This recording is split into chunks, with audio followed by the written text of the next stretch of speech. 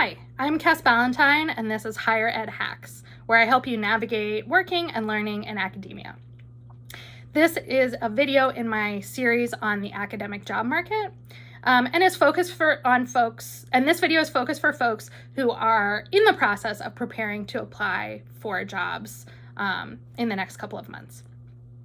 And so I just went through all of the documents that you will need to prepare to be on the academic job market, at least in social work and probably generally in social sciences. And this is just some overall tips that I got along the way that I wanted to share about creating your documents. Okay, so the first one is, and maybe the most important one, is to be authentic and strengths-based. So there's this spectrum between overstating what you've done and understating, right? And you want to try to get in here. So you don't want to overstate so much that it seems impossible.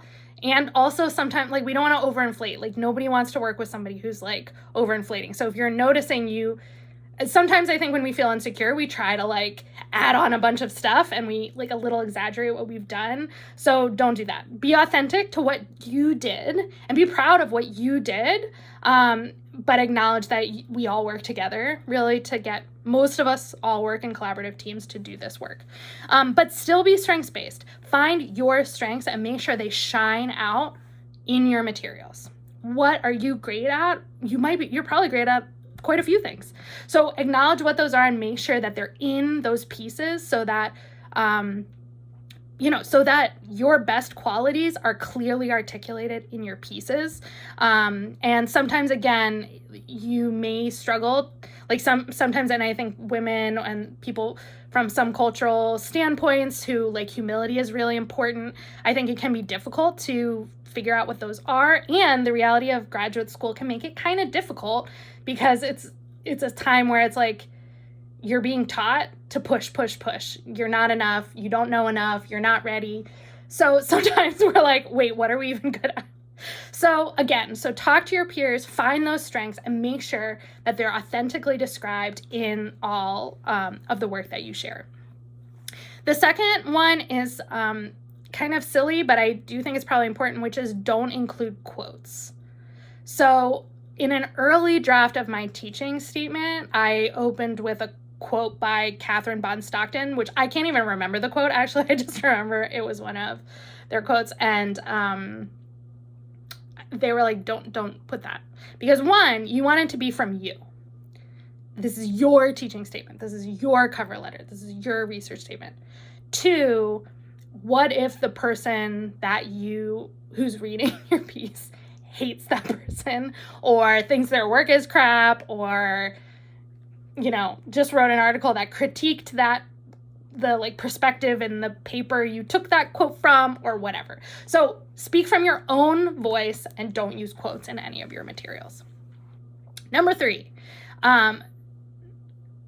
show range. What is the range of things that you can do?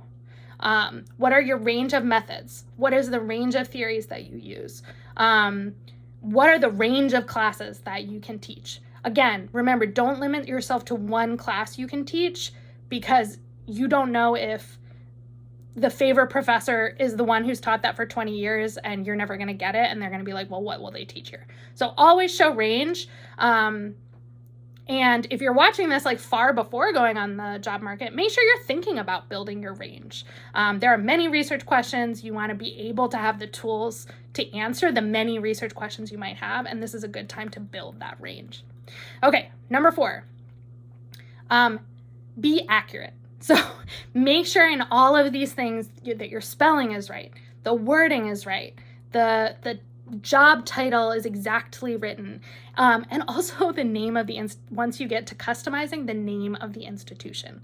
So I remember I was doing one application once, and I don't remember what the school was, but it was a university. But when I was younger, it was a college. So since I had learned of it, it had upgraded. But I had written such and such college in my cover letter. And my advisor actually caught it right before I submitted it. And I was able to fix it. But it was one of those moments where you're oh, that would be I don't even know the name of the institution. So you want to make sure that you're being really careful and that you've checked everything and you've maybe had someone else check it. Okay. And then the last one that I would suggest is be who you are. Try not to write a cover letter that is who you think they want you to be, who your advisor wants you to be, who your advisor actually is. This is an opportunity for you to share your own self from your own perspective, because that is the person that they're going to be hiring. And they want to know, are you a match for their position? And so I think I didn't feel that way as much at the cover letter stage. I felt this more at the interview stage, where I was like, they are looking for an answer and I have to like tell them what they want to know. Like, where will you publish? I will publish in the journals you want me to publish in, right? Versus just being like, this is the kind of journals I've published in. I hope maybe this one piece will go here or something. Like, just this is it. So whoever you are, be that person.